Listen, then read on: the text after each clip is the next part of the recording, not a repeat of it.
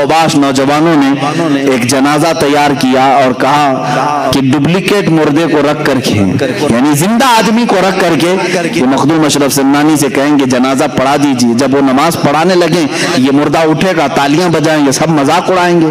اللہ کے ولی کا مذاق. اسی لیے میرے آقا صلی اللہ علیہ وسلم نے فرمایا من عادى لي وليا فقد آذنته بالحرب، جو میرے کسی ولی سے دشمنی کرتا ہے میں اس کے ساتھ جنگ کا اعلان کرتا ہوں. اللہ سے کون جنگ کرے گا؟ اللہ کے ولیوں سے جس نے دشمنی مول لی گویا کہ وہ اللہ کے ساتھ جنگ کرنا چاہتا ہے. تو مخدوم سمنا رحمۃ اللہ تعالی علیہ کو لوگوں نے اصرار کر کے بلایا، آپ آئیے جنازہ پڑھائیے، ہمارے علاقے میں انتقال ہو گیا. جنازہ لائے، صفیں لگائی، آپ منع کرتے رہے، زبردستی آپ کو امام بنا کر کھڑا کیا گیا. آپ نے تکبیر باندھی، چاروں تکبیریں ہوئی، سلام پھیرا اور کہا لے جاؤ دفن کرو. بیچ نماز میں وہ لوگ سوچتے رہے یہ اٹھے گا مردہ اور تالیاں بجائے گا، مذاق، لیکن وہ اٹھا ہی نہیں. جب سب سلام پھیر دیے مخدوم سمنا نے مخاطب کر کے کہا اے لوگوں مجھے معلوم ہے تم نے جنازے میں کیا رکھ کر لایا تھا، مجھے معلوم ہے، لیکن اللہ تعالیٰ اپنے کسی بھی ولی کا مذاق گوارا نہیں فرماتا. تم نے اسے کفن پہنایا اور اللہ نے اسے حقیقی موت کا لباس پہنایا. اب اشرف نے اس پر جنازہ پڑھ دیا، اب دوبارہ اس کی زندگی نہیں ہے، لے جاؤ دفن کرو. وہ ہمیشہ کے لیے مر گیا. لوگوں نے توبہ کیا. اللہ کے ولیوں کے ساتھ جو مذاق کرتا ہے میرے عزیزوں اس کے ساتھ بہت برا حشر ہوگا. میں نے اسی طرح دیکھا مدینہ رسول میں میرے آقا صلی اللہ علیہ وسلم کا رحم و کرم ہے، اس غلیظ متوع کو آج تک میں یاد رکھا ہوں. اللہ اس پر لعنت کرے. جالیوں کے پاس کھڑا ہے، ہندوستانی پاکستانی جو حجاج آتے ہیں میرے آقا کی بارگاہ میں کہتے ہیں دعائی ہو یا رسول اللہ، فریاد ہو یا رسول اللہ. حضور کی بارگاہ میں یہ پیش کرتے ہیں. وہاں موجود ایک وہابی متوع کو غصہ آیا. اس نے کہا کیا رسول سے مانگتے ہو، کیا رسول سے مانگتے ہو، یہ شرک ہے. کہا ہم رسول سے نہ مانگیں تو پھر کس سے مانگیں؟ اللہ سے مانگتے ہیں، اللہ سے مانگو. میرے عزیزوں بات سچی ہے، اللہ ہی دیتا ہے. بخدا خدا کا یہی ہے در، نہیں اور کوئی مفر مقر. جو وہاں سے ہو یہی آ کے ہو، جو یہاں نہیں تو وہاں نہیں. یہ میرے امام اعلیٰ حضرت نے ہمیں سمجھایا ہے.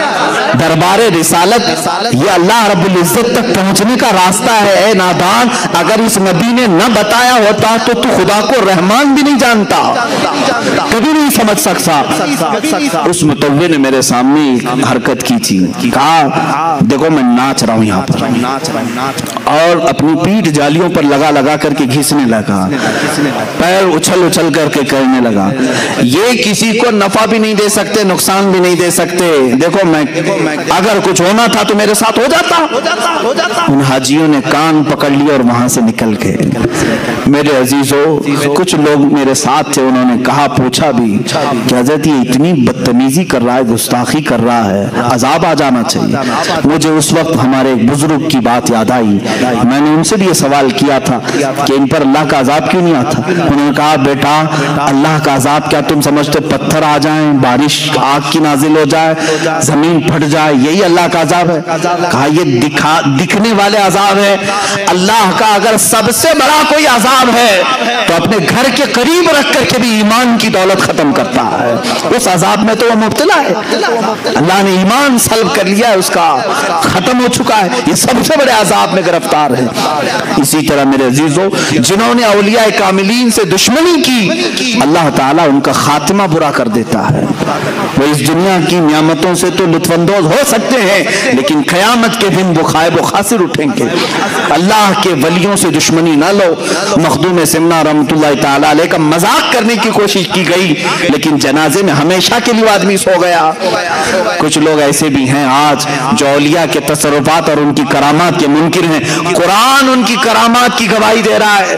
سلیمان علیہ السلام کی امتیوں میں ایک امتی ایسا ہے کہ سبا بلقیس کا تخت ملک یمن سے فلسطین زمین میں ایک لمحے میں نہیں پلک جھپکنے سے پہلے حاضر کرتا ہے. یہ قرآن کی آیت ہے. قرآن ولیوں کی کرامت کا ذکر کر رہا ہے. اور یہ آج کل کے لوگ جو اولیاء کاملین کے منکر ہیں یہ در حقیقت اللہ کے ولیوں کی دشمنی پال رہے ہیں. یاد رکھنا رب تبارک و تعالیٰ کی پکڑ اور اس کا انتقام بہت سخت ہوتا ہے. تم جب اپنے کسی دوست کی توہین برداشت نہیں کر سکتے اللہ اپنے دوستوں کی توہین کیسے گوارا فرمائے گا؟ وہ ضرور تم سے بدلہ لے گا انتقام، اور وہ منتقم حقیقی ہے.